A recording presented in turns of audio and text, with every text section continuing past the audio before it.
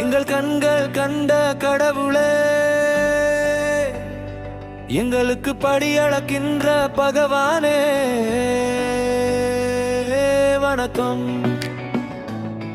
வணக்கம்.